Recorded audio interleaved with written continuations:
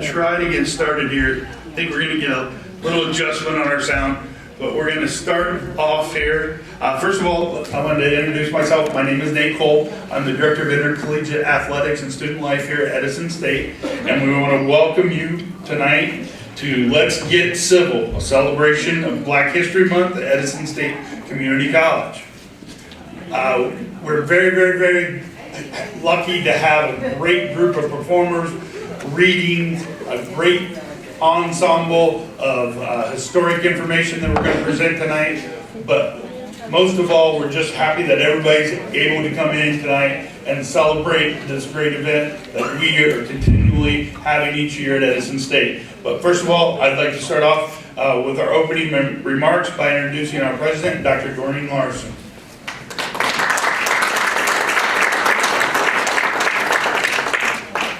Thank you, Nate. On behalf of the Board of Trustees, students, faculty, and administration here at Edison State Community College, it is my honor to welcome you here to our Black History Month celebration at Edison State. It is always my pleasure to welcome people to our beautiful campus. It's always an honor for me to represent Edison State Community College. Edison State is a college that really is committed to fulfilling the American dream of opening education to everyone. And if you know of anyone who has dreamt about going to college, who talks about going to college, who just wants to know a little more about college, direct them to Edison State. You'll make a difference in their life, and I guarantee you that we will take care of that person and listen to them and really put them on a pathway. We are dedicated to that. So this evening, we do have a wonderful lineup of music, of inspirational readings, of the voices of our students that will talk on the theme of Let's Get Civil, and also some participation that we hope that we will have from you throughout the evening. And this evening we recognize Black History. Black History Month was established mainly because Black history and events in history related to African Americans were overlooked, continue to be overlooked in our curriculum, but were egregiously overlooked. We certainly still celebrate those events, but we really celebrate the influence of Black history on all of our history. Think about how our lives would be so diminished if we did not have the contributions to our culture, our science, our literature, and our music that was brought to us by African Americans into the United States and into our history. So this evening, it is an evening of celebration. It's a celebration of our history and how beautiful and rich our history is because of the melting pot of the United States. So we will be opening tonight with the Goree Drum and Dance Group. There is a change in the program. They are going to do one performance, a little bit longer performance instead of breaking into two. So they will be doing their performance next. Please enthusiastically greet them and enjoy their music. Thank you.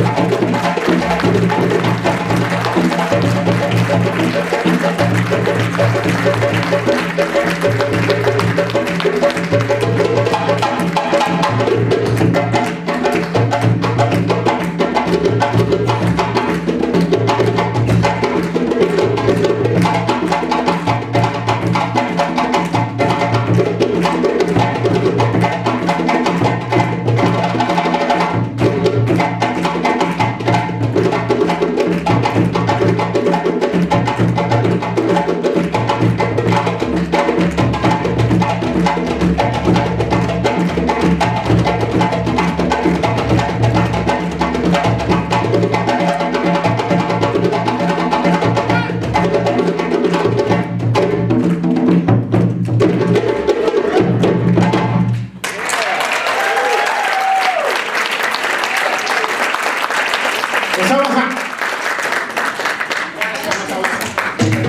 everyone, good evening. Thank you for having us. You guys are such a warm audience, we need that.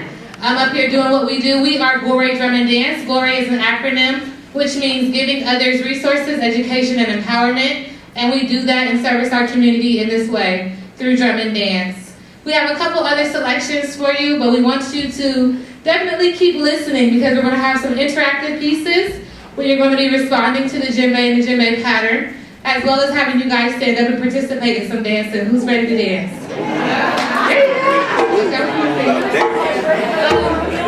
So really quickly, my name is Serena C. I'm the director of dance. This is Bala C., the director of music. But we are not the only court members in this company. All of us share equal responsibility. So just want to say thank you to those participants in our company as well. We would not be here without them and without you guys. So I'm going to let Bala take this and you guys do some interactive responding to these djembe patterns. Everyone knows this is called the djembe, is that correct? Okay, great. What are these called? Somebody's shaking her head like, I don't know. Okay, so I'm going to let the masters educate you guys in that. How everybody doing? Good? You ready to sing? Ready to dance? Right? If you don't dance, no sing, no food. Right? Huh? Okay. So, this is djembe, like she said, Dundum, Sambang, Kenkeni. And this is Soruba from West Africa, Senegal. Okay? So, we're going to sing with you guys a little bit. If you're shy, it's okay. You don't have to dance, but just sing. Okay?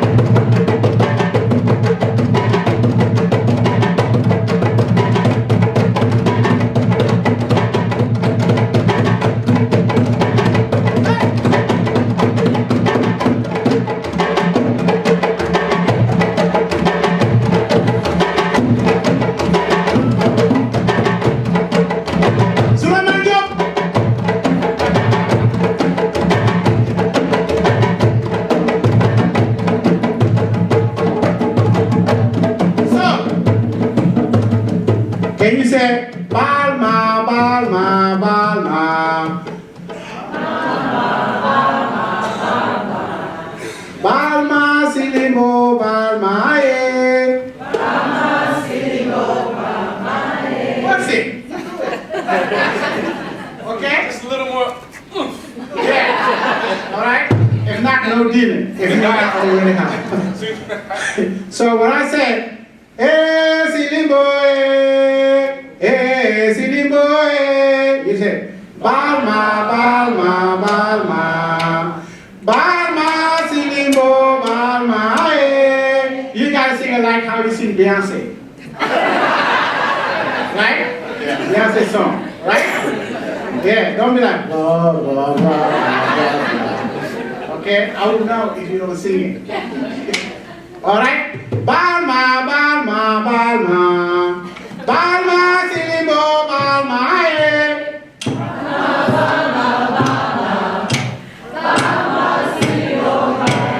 Yeah, you got it. Balma, Silimbo, Balma, aye. Yeah, perfect. You're the best one I've never seen before. Okay?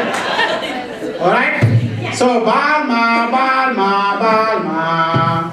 Balma, Silimbo, Balma, eh. Balma, Balma, Balma.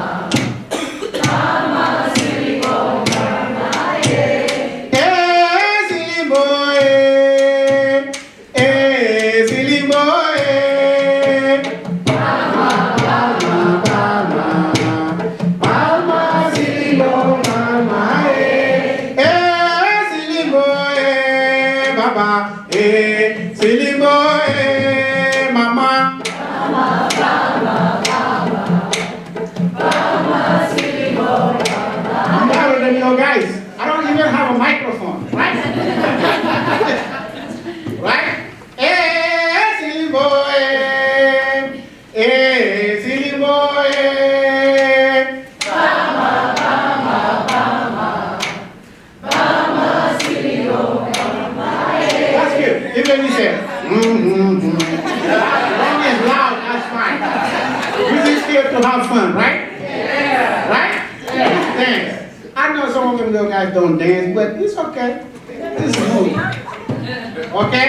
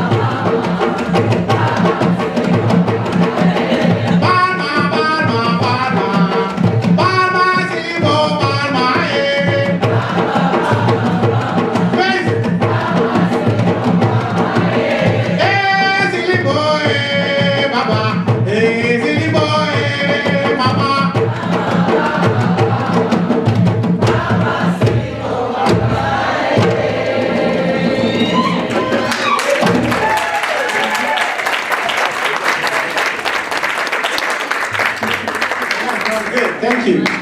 So we go with the clock, right? I can't give everybody my drum, but you got a clock after me. Okay?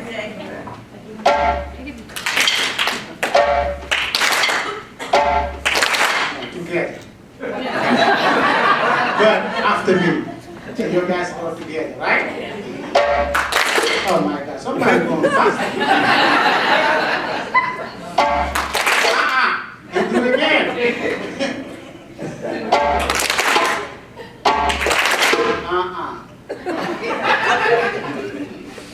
again. Let me see. Oh, look. Yeah.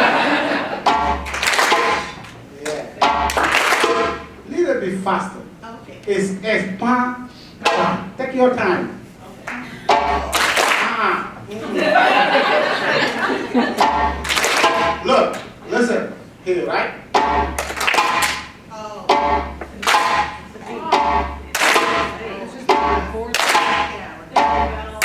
You gotta go with him.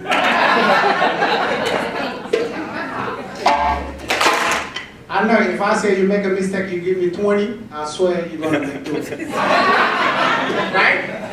This pa, pa, pa, pa, right? Yeah!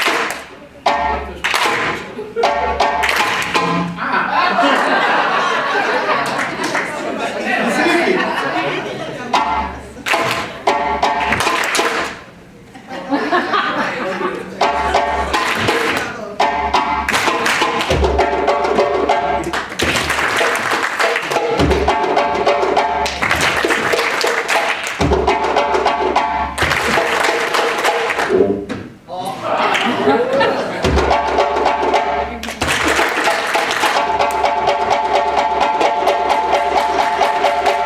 After me. Sir, you owe me 500. After me.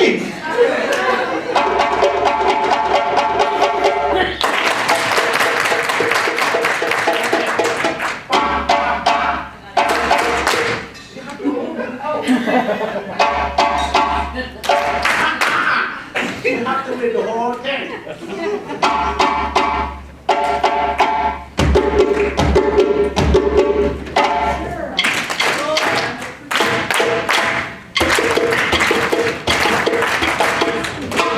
It's pam, pam, pam, pam, pam, pam, dun, dun, dun, dun, dun, dun, dun, dun, dun, pam.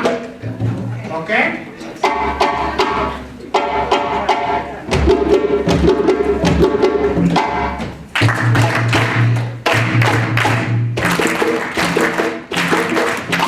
No.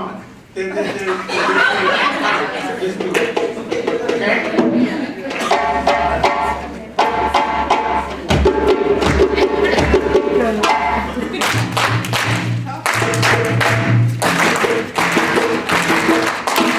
It's getting better. Okay?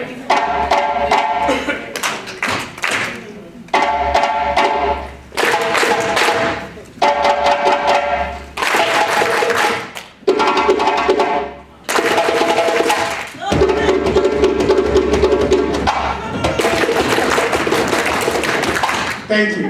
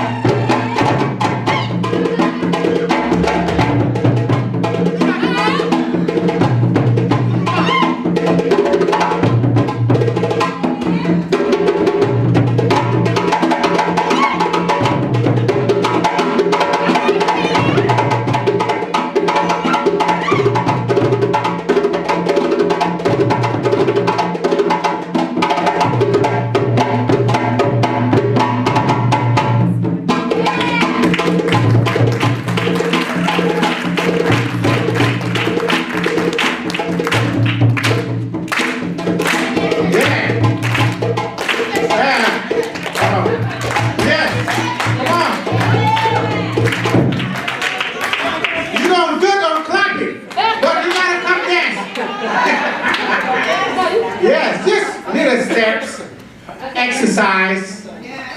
It's easy, it's easy. She's gonna teach you guys 2-3 steps. Wow.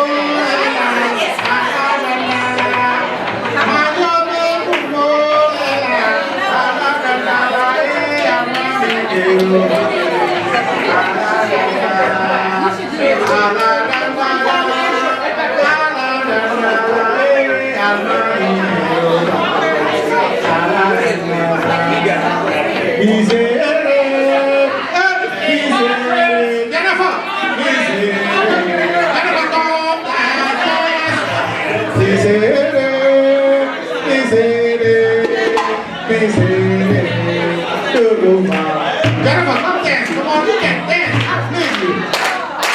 Come on, get my daughter.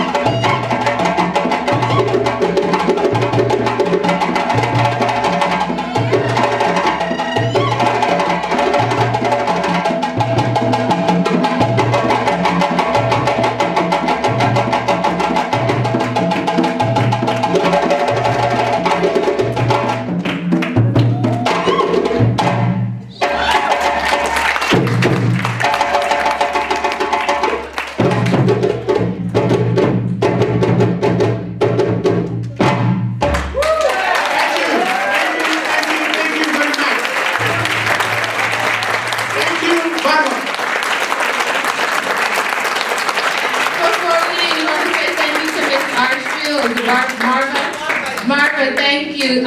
She came out to our concert this past July. She supports us, and we are grateful for her. And thank you guys, and thank you for this opportunity and supporting the Black movement, the Black cause. Continue to speak about Black history because we all know how important that is. Thank you again.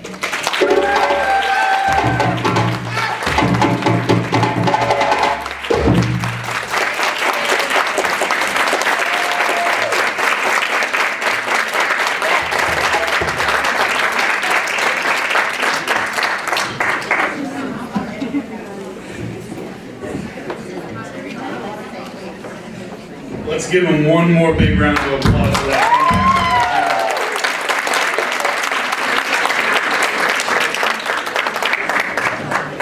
Well, we're very lucky tonight to have our esteemed mayor from the fine city of Piqua here to be our keynote speaker, and that is Chris Lee. And we're going to have Carl come up here and read a quick bio, and then we're going to bring Chris up and have him share some words with us. But again, let's give a big round of applause to our keynote speaker, Chris Lee, the mayor of Piqua.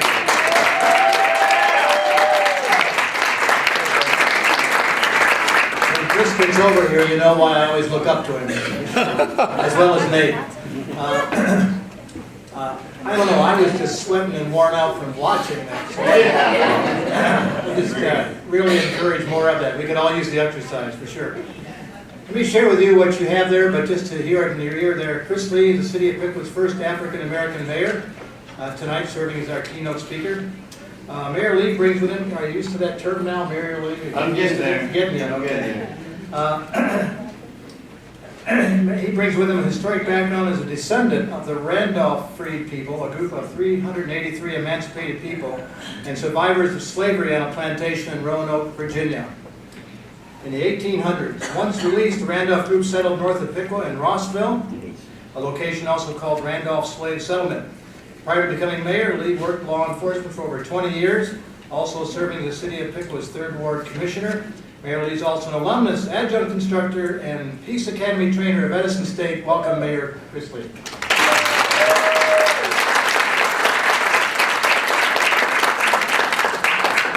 Thank you for that introduction. Thanks for everybody coming out, and thank you to the Edison Diversity Committee and members, Dr. Larson, and family, friends, and guests. Thank you. I'm here to talk to you tonight about Black history. And when I talk about Black history, I want you to know Black history is American history. Oh, yeah. It definitely is American history. It's just the history that we're not taught. I was very fortunate. I had a wonderful teacher when I was in high school. They don't do it today in most places, but I had a teacher by the name of Larry Hamilton that taught me African American history.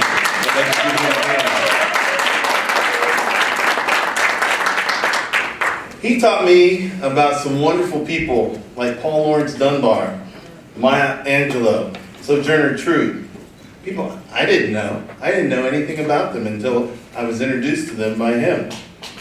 And even though they're a big part of the current history, they weren't a normal course of the history that most people are taught. Mr. Hamilton is also inspirational in a lot of ways, and he'll hear another way here shortly, but he is a fellow Alpha Phi Alpha brother of mine. I joined that fraternity when I was in college. He was there before me, obviously, but we share that in common. And we also believe in historical testament. Any claim to greatness, if I ever had one, which I don't claim any greatness, I'm as very humble as can be, but if I had a claim to greatness, it would come through historical means, meaning that my father, his father, people who came before me, if I've been great in any way, it's because I've learned lessons from them. So I want to share with you some of the lessons that I learned from some important people throughout history. One of those is Dr. Martin Luther King. Dr. King had a dream. I wholeheartedly believe in that dream, that we would all come to be seen as equals, and we're not there yet. We have made long strides. I have to say, from being a kid in the early 70s and understanding, because my father taught me about Dr. King and the Civil Rights Movement, and understanding what that meant and how big it was, and how Piqua had a connection to that Civil Rights Movement through William McCullough. He taught me that, you know, it's possible that one day we will all be seen as the same, but it's not today. I didn't want to believe him. I had to learn some things the hard way, and shortly I'll share with you. But Larry, if anything, has taught me that there's a historical testament to any greatness of anybody, and I appreciate that. Didn't appreciate it before. I appreciate it now. I'm going to be talking about it more and more, and he has a concept that he's developed. It's called the right concept. At some point in time, if you haven't heard him talk about it, listen to him. It makes a lot of sense, and I owe a lot to him. He has shared it with me for some time, and I want to share it with others so that they understand that, you know, we need to do something. And I've got a platform, and some people say I don't have a platform, but I've got one, and I want to use it to establish that. So we're going to work on that, all right? And I want Larry to work with me on that. All right. So one of the things my dad taught me, and I want to talk about him because if I am great in any way, it's due to him as well. He taught me that life is short. And he had a favorite poem, which I didn't know was actually a pretty popular poem, but it was a poem by Dr. Benjamin E. Mays. And he would say it all the time. He would say, I've only just a minute, only 60 seconds in it. Forced upon me, can't refuse it, didn't seek it, didn't choose it. But it's up to me to use it. I must suffer if I lose it, give an account if I abuse it. Just a tiny little minute, but eternity is in it. And when he would tell me that poem, he would tell me that your lifespan is short. What you do within your lifetime means a lot. So squeeze every bit of life that you can out of it, because if you don't, you're going to regret it, and you don't want to leave this world with any regrets. So I'm a busy guy. I've got 5 kids of my own. 3 are in college. One's going to graduate from high school, and another one's in 7th grade. I also had custody of my nephew because my sister passed away from breast cancer. I hate cancer.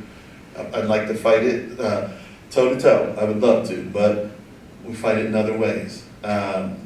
And I had custody of them. So my nephew, who is in grad school at Wright State, my beloved Wright State, doing really well. And my niece, who lives with me, is in 8th grade. She won the city spelling bee this year. She just got a superior in her science fair project. Great kid. She had a great mom. I love my sister. My sister was brilliant. She graduated 2nd in her high school class, 2nd in her college class. She's a very smart woman, and her daughter is following the same footsteps. And so she will give a historical testament to her mom at some point in time, because we make sure that she remembers her mom. It's important. Oh, yeah. So I pound as much stuff as I can into each and every day and each and every minute of my life. So currently I'm an adjunct instructor here, teach a class in computer forensics. I also teach in the police academy. I'm a part-time sergeant at Anna Police Department. I work at the Miami Valley Career Technology Center. It's a full-time job. And I'm mayor of the city of Piqua. And you're wondering, like, how do I do all that stuff? I have a wonderful wife. My wife allows me to do a lot of things, and she's very supportive, and she understands. And I didn't forget about my dad, so I'll get back to him. My dad taught me a lot of lessons. And one of the lessons that he taught me 3 specific lessons, but the first one, all the lessons came from 3 incidents. So the first one was an incident where he told me, he says, hey, there are KKK people around in this town. Be careful. Don't trust what's going on out there. Always be observant and be vigilant.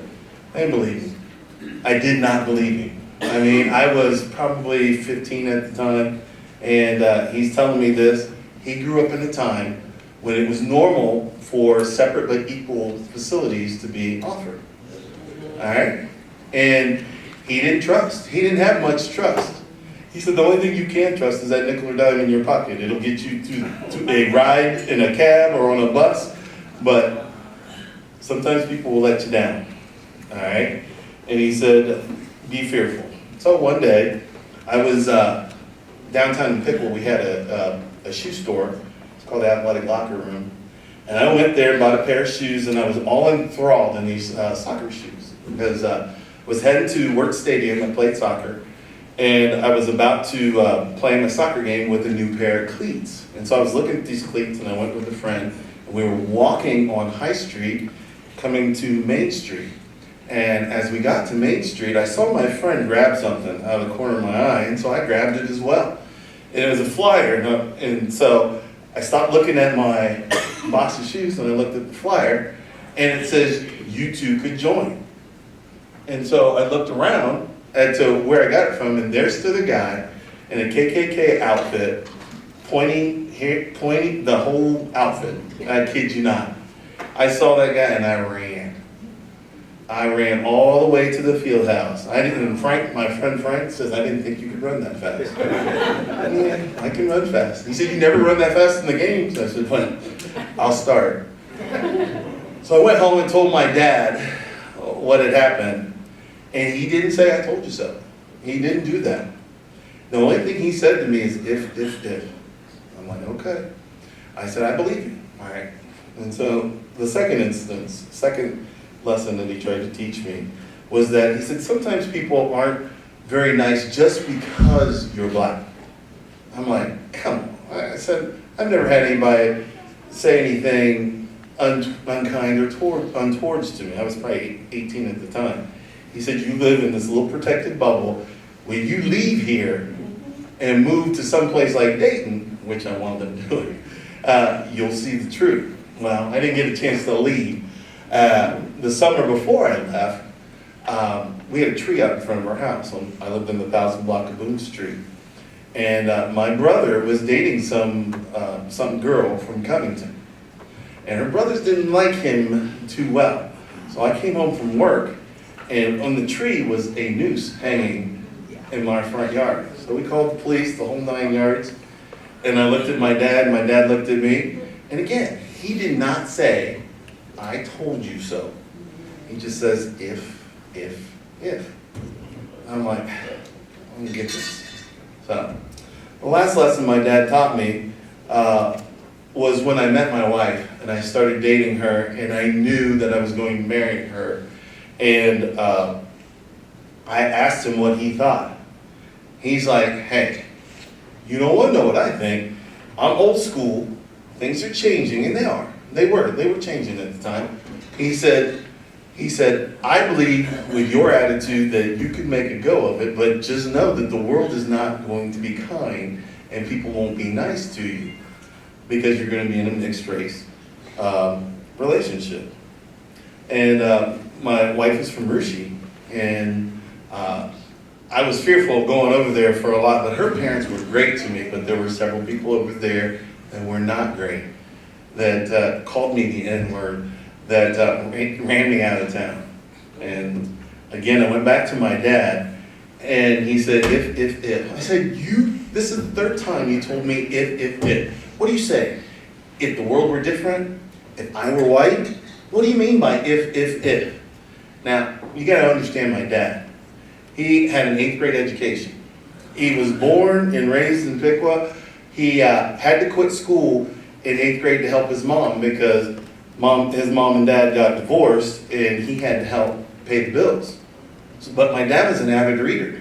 He learned how to read. He helped me with my high school algebra, my high school physics. My dad was a smart guy. So when I asked him what he meant by if, like I said, a guy with an 8th grade education starts telling me this poem by Rudyard Kipling called If. And he said, if you could keep your head when all about you are losing theirs and blaming it on you. I'm not going to read the whole thing, but the most important part of the poem came for me at the end. It says that if you can If you could talk with crowds and keep your virtue, or walk with kings nor lose the common touch, if neither foes nor loving friends can hurt you, if all men count to you but none too much, if you could fill the unforgiving minute with 60 seconds worth of distance run, then yours is the earth and everything that's in it, and which is more, you'll be a man, my son. So, there comes that minute thing again, and he had a consistent theme. He's like, I want you to fill every day with doing the right thing and treating people good. And he said, that's going to be your ticket to greatness. That's going to be your ticket to happiness, and it's your best way to get to heaven. Now, I'm currently Catholic. I grew up in a Pentecostal household. My grandmother was a Pentecostal minister, and I learned a lot from that woman, and I was fearful. And so you talk about going from extremes from Pentecostal to Catholicism. I still try to practice every tenet in this poem, if. Because if, according to my dad, is a recipe on how to be a good person, how to make it to heaven. And so when he said if to me, he just was a constant reminder to him, try to live a good life. All right? So my dad died of lung cancer. It's a terrible, like I said, I hate cancer, can't stand it. And he's been gone. But I owe any and everything that is good, my being a police officer, my getting on the commission, my becoming mayor, to his example of how to be a good man, because he had nothing to smile about. He really didn't. I mean, he had five back surgeries, he couldn't work, he lived on a very fixed income. He wasn't he was happy despite all the bad stuff that happened to him. And he knew I had all these positive influences, and so he knew that I would be able to make it in this world. And he wanted me to surround myself with people that were like-minded. He loved my wife. He thought she was the best thing for me. And he thought that me being a police officer, it made him proud. I hope I make him proud by becoming mayor and being on the commission. I think for sure he would have loved that, and I think my mom would have too. And she passed, she's gone as well, but I think I would have made them proud. So I'm telling you that history is important. We look to those in the past to forge ahead to the future, and we have to learn those lessons of the past. I am one of the Randolph slaves. I did not say this earlier. I wanted to tell you about that. Carl Lee is one of my great-great-grandfathers. He's somewhere in the line up there. He also had a descendant of his that settled in Sydney and wound up being the first black mayor in Sydney. So the Randolph slaves were very influential in this area. And so when we look at historical greatness, or a testament to history, greatness can be found back there, and it's flowing forward. Thank you for listening to me and my story. I appreciate everything and everybody coming out. If I'm going to be successful as mayor, which I fully intend to be successful, it's not going to be due to me. It's going to be due to we. All the people who ask questions and get involved in projects, the fellow commissioners, two of which are here tonight, and I appreciate them coming and supporting me. It's about we. It's never going to be about me. I believe in servant leadership. I believe in serving and serving first. And so I want to make sure that you know that we're in this together and we can do this together. So Pickle will be great. It is great. It will be greater. And hopefully I get to help lead that way. So thank you very much, and I appreciate your time.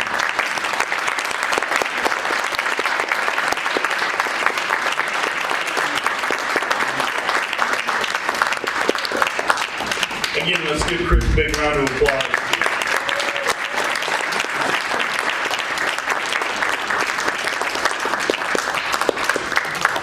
Okay, for our next section this evening, we're going to do some historical readings from faculty members and community members. So we're going to start passing the microphone around, and we're going to start with our own Marbury Archibald. Nate is the athletic director. He can run all over this place.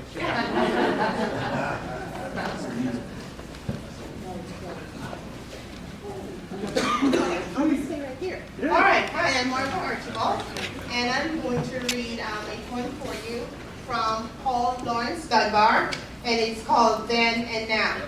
He loved her, and through many years had paid his fair devoted court, until she wearied and with sneers turned all his ardent love to sport. That night, within his chamber lone, he long sat writing by his bed a note in which his heart made moan. For love, the morning found him dead. Now, like him, a man of later day was jilted by the maid he sought, and from her presence turned away. Consumed by burning bitter thought, he sought his room to write a curse. Like him before and died, I ween. Oh no, he put his woes in verse and sold them to a magazine.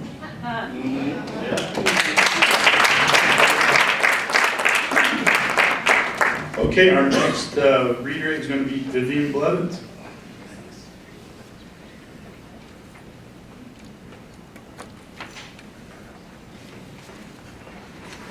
At one time when I was much younger, I taught the women in prison at Marysville. And I taught them, I Know Why the Cage Bird Sings. And so tonight I want to read that poem. Of course, that was a novel. This is a poem. Some of you know that Maya was raped when she was a young girl by her mother's boyfriend, a Mr. Freeman. And after she was raped, she became mute. She refused to talk anymore. She found her voice, and so many of my students at the prison who wrote their autobiographies found their voice, and most of my students were in for murder. My students today here at Edison find their voice in things like the essay competition that we just had, where they talk about being ADHD and nobody understands it. Talk about being raped and nobody understands that. Talk about a father who says, "You are worthless," as he's in the process of divorcing her mother. I think that all of us need to look into our lives and know that the power of the word, the written word, the power of our writing has the power to heal. In Maya's poem, she contrasts the bird that's free with the bird that's caged. If you're feeling caged tonight, I hope after you hear this, you'll say, "I'll break out of that cage." If Edison students that Vivian is talking can deal with a father who says you are worthless. She's 13 years old. She's only 15 now. She's brilliant. She's wonderful. A girl who was raped between her sophomore and junior year, and who told me, "Vivian, next month when you write for Women's History Month, I'm letting you." I asked her, and she said, "Yes, use my name, use my words." There are so many issues that all of us face. If you think you are in the cage alone, no. We escape our cages. I've escaped mine many times. A bird, this is a free bird. A free bird leaps on the back of the wind and floats downstream till the current ends and dips his wings in the orange sun rays and dares to claim the sky. But then there's the bird that's in the cage. But a bird that stalks down his narrow cage can seldom see through his bars of rage. His wings are clipped and his feet are tied, so he opens his throat to sing. The cage bird sings with a fearful trill of things unknown, but longed for still, and his tune is heard on the distant hill, for the cage bird sings of freedom. The free bird thinks of another breeze, and the trade winds softly the sighing trees, and the fat worms waiting on a dawn-bright lawn, and he names the sky his own. But a caged bird stands on the grave of dreams. His shadow shouts on a nightmare scream. His wings are clipped and his feet are tied, so he opens his throat to sing. The caged bird sings with a fearful trill of things unknown but longed for still, and his tune is heard on the distant hill, for the caged bird sings of freedom. I wish you freedom tonight.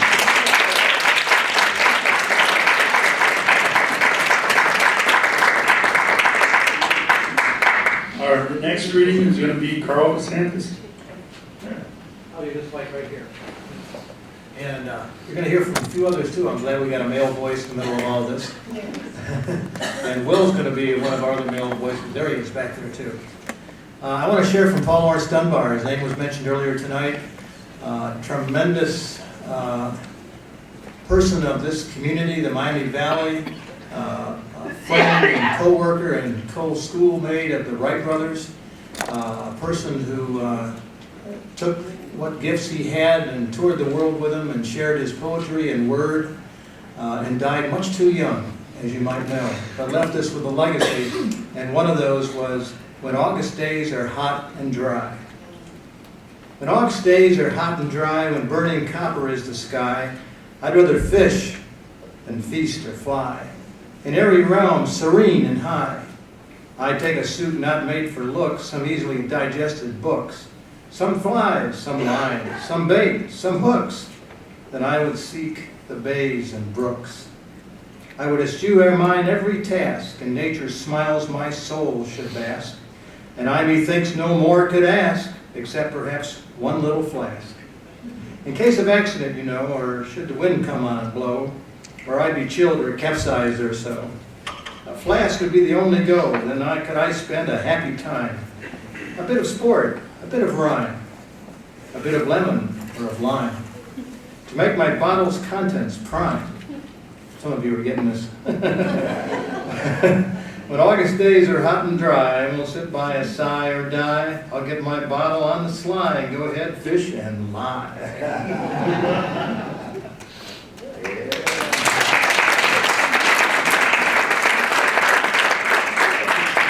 Our next reader is Larry Hamilton.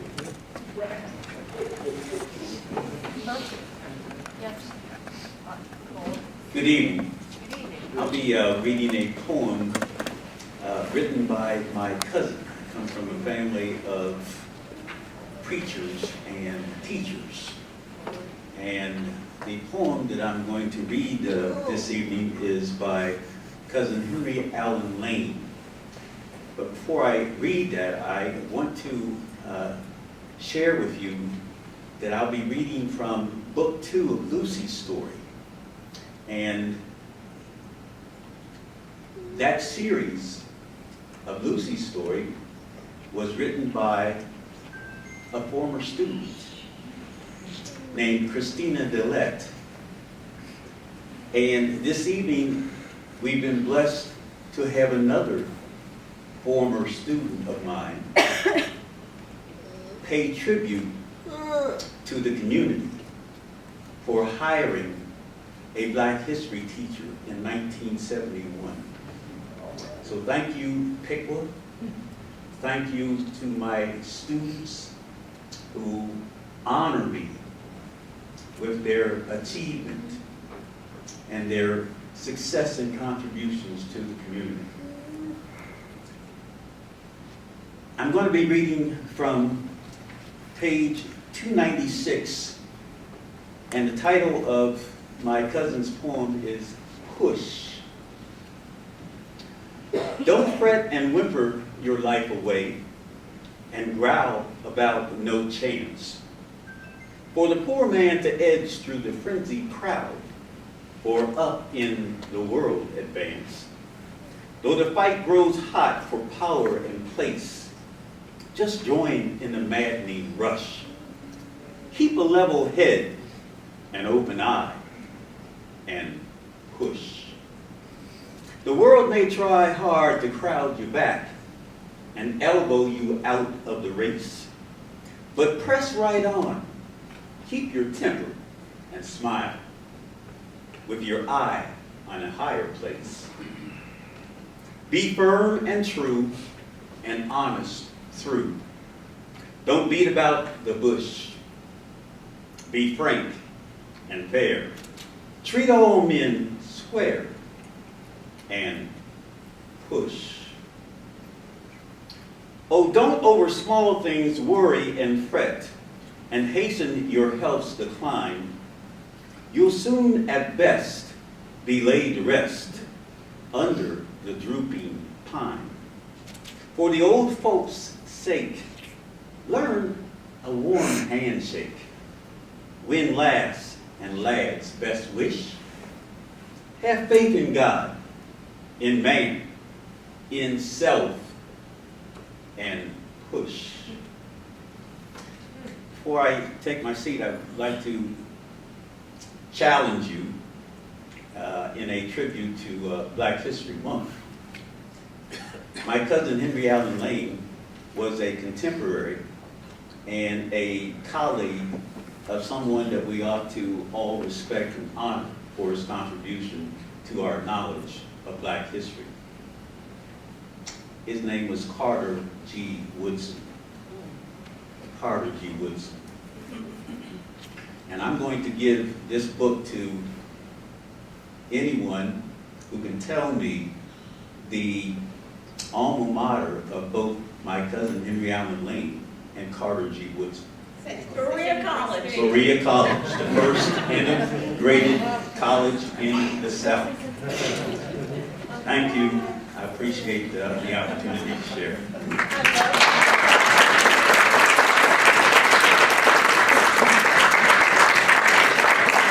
Our next reader is going for the podium is Willy Mano. Unfortunately, I didn't have time to be as brief as I would like to be, but I will be fast. And I was really pleased to hear Dr. Larson mention the theme of dreaming, because I have a few pieces that are about dreaming.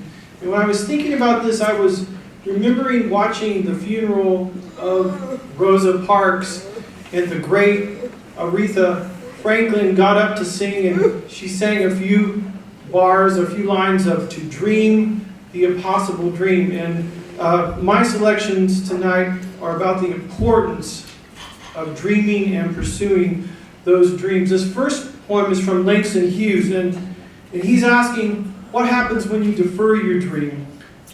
Does it dry up like a raisin in the sun, or fester like a sore and then run? Does it stink like rotten meat, or crust and sugar over like a syrupy sweet? Maybe it just sags like a heavy load, or does it explode? And I have a second piece from Hughes, and I'm not going to read all of it, but it's called Let America Be America Again, and it's written during the Great Depression, and I encourage you to look it up because it sounds like it was written about today. But just one little passage from this one. Let America be the dream, the dreamer's dream. Let it be that great, strong land of love where never kings connive, nor tyrants scheme that any man be crushed by one above. I think Hughes sounded a little bit pessimistic in these first two pieces. In this third one, he sounds a little bit more positive. This one's called Dreams. Hold fast to the dreams, for if dreams die, life is a broken winged bird that cannot fly. Hold fast to the dreams, for when dreams go, life is a barren field frozen with snow. And here's a quote from Harriet Tubman. Every great dream begins with a dreamer. Always remember you have within you the strength, the patience, and the passion to reach for the stars, to change the world. And I like this piece because it shows us Tubman's agency, her relentless pursuit of her dream. And this is a poem by the African American children's author Eloise Greenfield, and it's called Harriet Tubman. Harriet Tubman didn't take no stuff, wasn't scared of nothing neither, didn't come in this world to be no slave, and wasn't going to stay one either. Farewell, she sang to her friends one night. She was mighty sad to leave them, but she ran away that dark, hot night, ran looking for her freedom. She ran to the woods, and she ran through the woods with the slave catchers right behind her, and she kept on going until she got to the north, where those mean men couldn't find her. 19 times she went back south to get 300 others. She ran for her freedom 19 times to save black sisters and brothers. Harriet Tubman didn't take no stuff, wasn't scared of nothing neither, didn't come in this world to be no slave, and didn't stay one either. And didn't stay one either. And this last piece I would like to dedicate to the great Marva Archibald, and I would like to just praise her and thank her for dreaming of this event tonight. And let's give her a round of applause.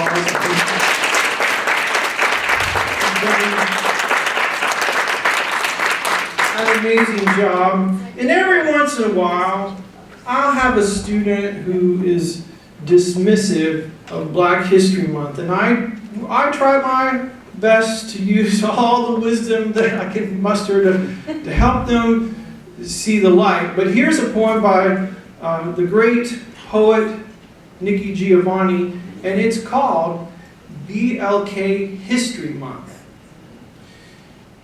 If Black History Month is not viable, then wind does not carry the seeds and drop them on fertile ground. Rain does not dampen the land and encourage the seed to root.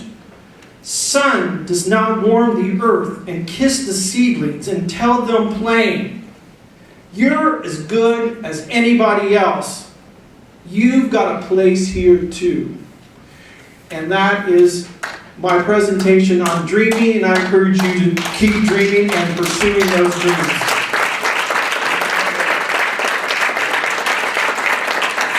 Okay, our next speaker is Ellen Mountain.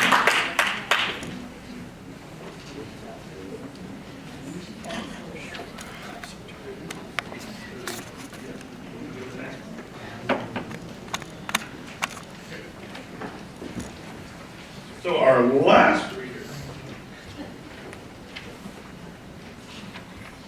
will be Deborah Williams.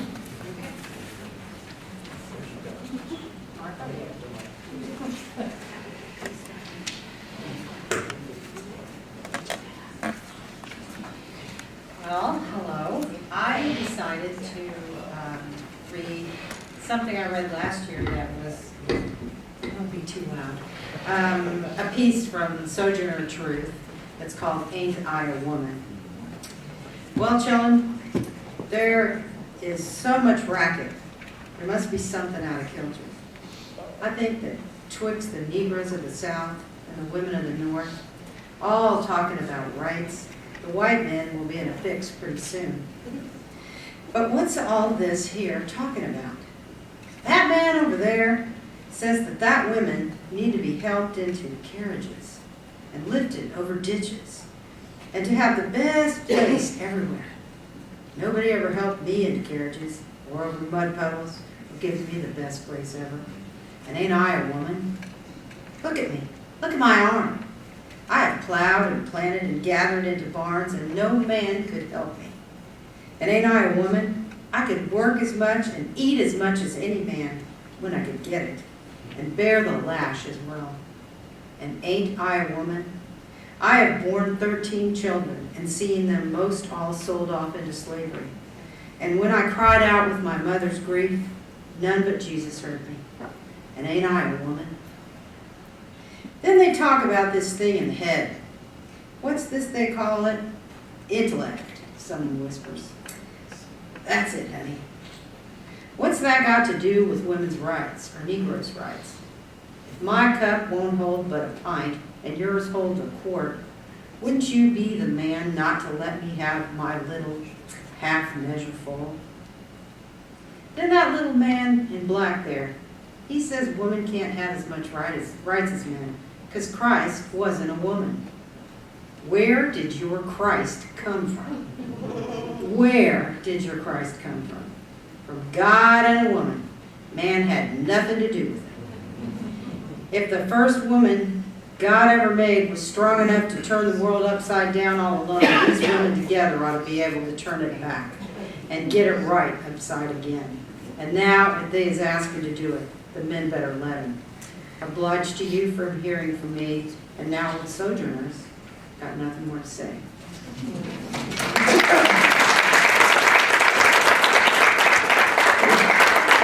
Okay, we're gonna do our essay winners now. Carl and Margaret are gonna announce. I do have one. I do have something to share with you to wrap up the historical readings. 1 second.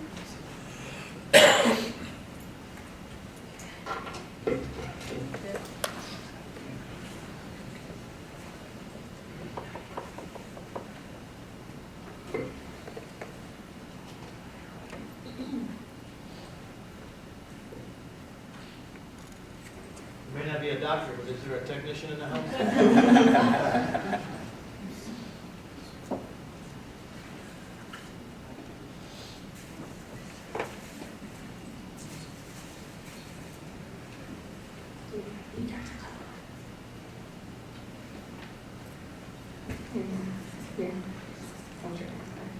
We can do that.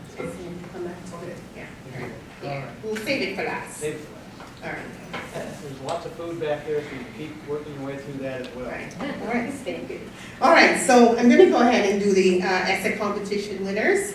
And just want to tell you a little bit about the entrance. We had 16 entries this year, and the title of the essays were Let's Get Civil. And from those 16 entries, we placed first, second, and third place. Our third place winner this evening could not make it because she's ill. Her name is Sarah Ellis. She is a 40-year-old student. She is a full-time employee and a non-traditional student. So she's making it happen. So her piece was called Social Media, and it's very lengthy, and we asked Vivian to forego it this evening. She was going to read it for us, so to save some time, we will just go ahead and forego that. But we still should give her a round of applause.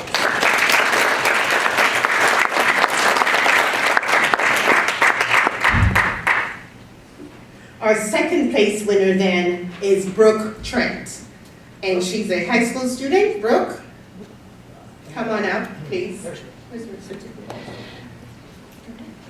Please come, Dr. Larson. Brooke is a high school student. What high school? I'm not a school student. No. She looks that young. Okay. Okay? All right, there you go. And her piece is My Brother Chase. And after she's received her certificate, we'll ask her to read her piece for you. Okay, come on.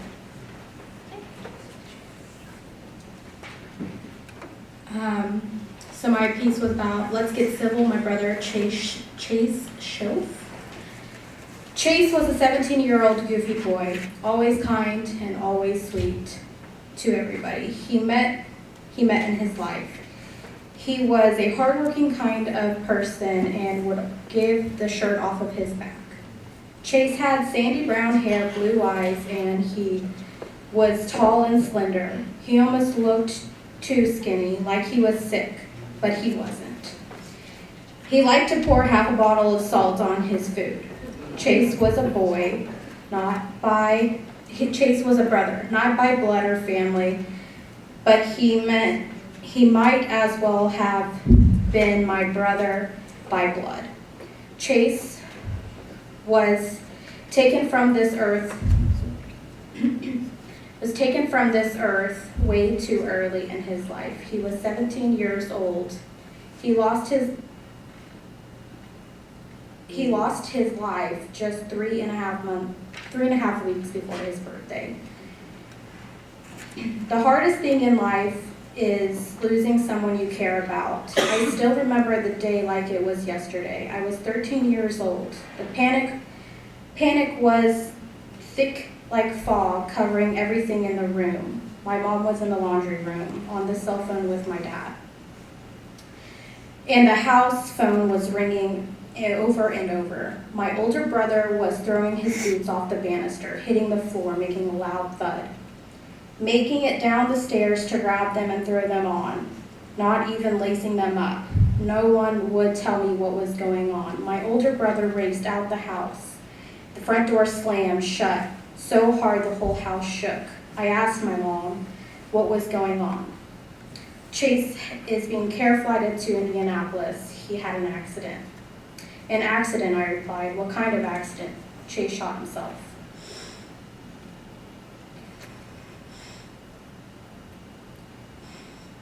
Sorry. I could not breathe. The whole world stood still. I fell to the ground. It felt like a bad dream that I could not wake up from. He was 17, not old enough to have lived. At 13, my whole life changed. My family had lost one of the most important things in their life. My parents did not want me to see him in the hospital. They did not want me to see someone I loved hurt so bad. I never got to say goodbye to him. My parents wouldn't let me. My parents wanted me to see the good, to remember the good in his memory, and to not see the bad in life. Chase was a dorky, sandy brown-haired boy who was laid to rest on a cold January morning. The air was cold and quiet. That day, it felt like the whole world stood still. It felt like a bad dream I could not wake up from. The experience with Chase had taught me that mental health is something that needs to be talked about and not swept under the rug. Mental health is a serious problem currently, and we should all come together and put more light on the subject. Thank you.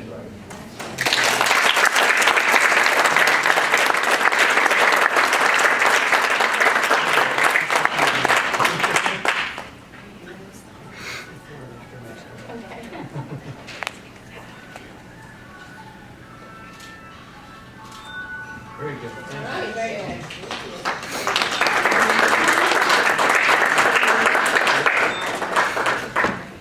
By the way, as Marva comes up to introduce our #1 essay person.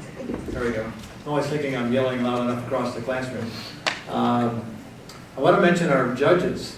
Eileen Thompson, Craig Gilbert, who's not here tonight. That's Eileen. She's waving back there next to Vivian. And Deborah Williamson, who you heard earlier reading an incredible poem. And they have to work very, very fast when the submissions come in, obviously all along about the last of the deadline. So those that have won have been looked at and examined by 3 fine judges. Thank you, judges. Thank you again to the judges who need to say. Drum roll, please. And the first place winner of the 2020 essay competition is Lauren Wright. She's here. Let me make sure I get this right. You are a high school student, right? There I go, got one right.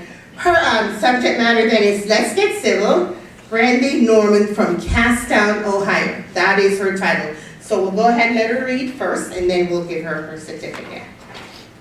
Go ahead, Lauren. So I did write a complete essay, but I will just read a portion. Brandy Norman made a positive impact on small-town Casstown, Ohio by not only bringing the community together, but also by making the community a cleaner environment. For instance, Norman encourages Miami East high school students to help in the community by cleaning up the Casstown area, especially with elderly. Since Norman's strong efforts to get younger people involved in the community, Miami East High School has since implemented a community outreach day to help out any unable-bodied person in not only Casstown, but also Fletcher, Ohio. In turn, the community members support the Miami East students at sporting events, regardless if the games are home or away. Miss Norman has made quite the impact on not only Casstown, but our society in general, much like Dr. Martin Luther King Jr. The community of Casstown is now more involved with the town and with each other, just like Birmingham when King held rallies and speeches.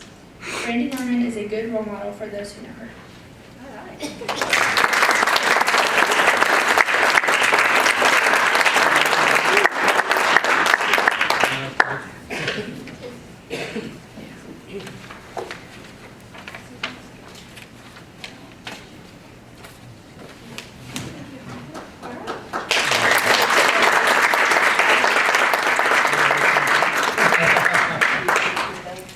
Before we finish up, obviously we want to thank all the sponsors once again. If you guys can turn to your programs there at the front, we have Unity National Bank, U.S. Bank, obviously Edison State Community College, and all the members of the Diversity Committee that put in the work, and especially Marva.